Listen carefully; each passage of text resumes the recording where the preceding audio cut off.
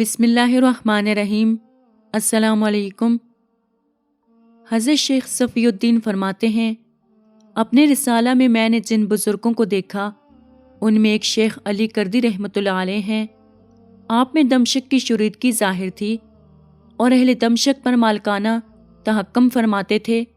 چنانچہ جب میں 13 سال کی عمر میں دمشق پہنچا تو میں بڑے احتشام میں تھا۔ میرے ساتھ غلاموں کی ایک فوج بھی تھی، عمدہ لباس بھی تھا، عزیز و اقارب بھی تھے۔ میں دمشق پہنچنے کے بعد جامع مسجد میں بیٹھا تھا کہ اتنے میں ایک شخص آئے۔ ان کا بڑا سر تھا اور بدن پر ایک پھٹی ہوئی کملی تھی، اور جامع مسجد کا صحن قطع کر کے باب جیرون سے مقصورہ امام غزالی رحمۃ اللہ علیہ کے پاس جہاں میں کھڑا تھا آئے، اور اپنے ہاتھ جن میں سیب بھرے ہوئے تھے میری طرف بڑھا کر فرمایا، اسے لے لو۔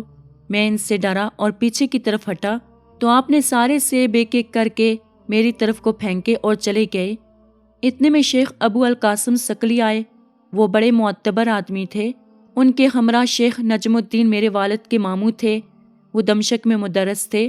ان سے ہم نے یہ واقعہ بیان کیا۔ انہوں نے سن کر بہت تعجب کیا اور فرمایا، اے لڑکے، خوش ہو جاؤ، تمہاری کوئی حالت ہونے والی ہے۔ یہ شخص قطب شام ہے، ان کا نام علی کردی رحمۃ اللہ علیہ ہے۔ تمہاری ضیافت کرنے کے لیے یہ سیب لائے تھے، ورنہ یہ کس کی قسمت ہے جو اس کی ضیافت کرے۔ پھر میں اٹھا اور ان کے پاس باب جیرون میں جا کر سلام کیا اور ان کے ہاتھ چومے۔ مجھے دیکھ کر خوش ہوئے اور مسکرائے۔ میں نے ان سے حضرت شیخ عتیق کی نسبت دریافت کیا۔ فرمایا، وہ اپنے وقت کے امام فن ہیں۔ شیخ مذکور کی کرامتوں میں سے ایک کرامت یہ بھی ہے کہ آپ نے ایک دن امرائے دمشق میں سے ایک شخص بدر الدین سے یہ فرمایا کہ اپنے گھر میں سما کی محفل منعقد کرو اور فقرہ کو کھانا کھلاؤ۔ اس نے کہا، بہت اچھا۔ چنانچہ اس نے اولاد فقرہ کے واسطے جو جامع دمشق میں یا اور کہیں رہتے تھے کھانا پکوایا۔ جب وہ جمع ہوئے تو حضرت شیخ علی کردی رحمۃ اللہ علیہ بھی تشریف لائے۔ اس کے ایک دالدان میں شکر کے پیالے تھے۔ گھر والے سے کہا، ان سب کو حوض میں ڈال دو۔ اس نے کہا، سب؟ کہا، ہاں۔ اس نے سب کو حوض میں ڈال دیا۔ چنانچہ شام تک فقرہ شربت پیتے رہے اور سما بنتے رہے، پھر کھانا کھا کر چلے گئے۔ اور حضرت شیخ علی نے گھر والے سے کہا کہ اپنے پیالے نکال لے۔ اس نے نکالے تو سب کے سب ثابت تھے اور شکر بھی بہینہ باقی تھی۔ پھر گھر والے سے کہا، تو چلا جا اور دروازہ باہر سے بند کر لے، اور 3 دن سے پہلے یہاں میرے پاس مت آئیو۔ وہ حکم بجا لایا اور انہیں تنہا مکان کے اندر بند کر کے چلا گیا۔ دوسرے دن اس کے گھر والے نے انہیں راستہ میں پھرتے دیکھا، انہیں سلام کیا، پھر اپنے گھر گیا تو اسے مکفل پایا۔ جب اسے کھولا تو دیکھا کہ فرش کا سنگ مرمر اکثر جگہ سے اکھڑا ہوا تھا۔ وہ شخص حضرت کے پاس گیا اور کہا، حضرت، آپ نے میرے گھر کے فرش کے پتھر کیوں کھیر ڈالے؟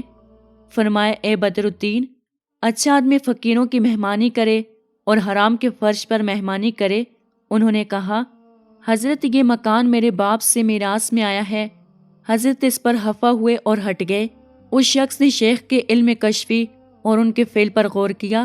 اس وقت اسے یاد آیا کہ ایک بار فرش کا سنگ مرمر اکھاڑا گیا تھا اور درست کیا گیا تھا۔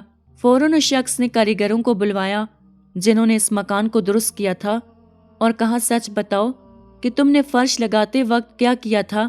انہوں نے کہا، اس میں ایک عیب رہ گیا ہے، ایک کام ہم نے بے موقع کر دیا ہے۔ اس نے کہا، جو کچھ تم نے کیا ہے اس کا اظہار ضروری ہے، بیان کرو، میں کچھ نہیں کہوں گا۔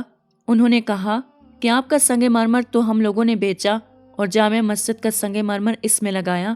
معلوم ہوا کہ اولیاء اللہ کی کرامت برحق ہے، اور بے شک جو اپنے آپ کو اللہ کے لیے فنا کر لیتا ہے تو اللہ تعالیٰ اس سے دنیا میں بھی ایک خاص مقام عطا فرماتے ہیں اور آخرت میں بھی اس کی نرالی شان ہوتی ہے۔ اللہ تعالیٰ ہمیں بھی اپنی محبت نصیب فرمائے، آمین یا رب العالمین۔ امید کرتی ہوں کہ آپ کو آج کی ویڈیو پسند آئی ہوگی۔ مزید اسی طرح کی ویڈیوز دیکھنے کے لیے ہمارے چینل کو سبسکرائب کریں۔ خدا حافظ۔